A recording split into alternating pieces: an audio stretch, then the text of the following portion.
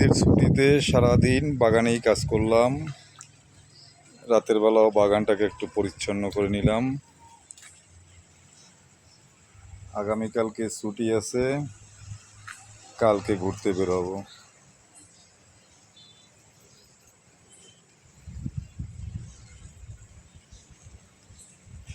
দেখছেন এইখানে বাগান বিলাসের কালেকশন, ছাদেই আছে 100 প্রজাতির উপরে। আর এদিকে হচ্ছে সব অ্যাডেনিয়াম, প্রতিটা গাছই বীজ ভরা।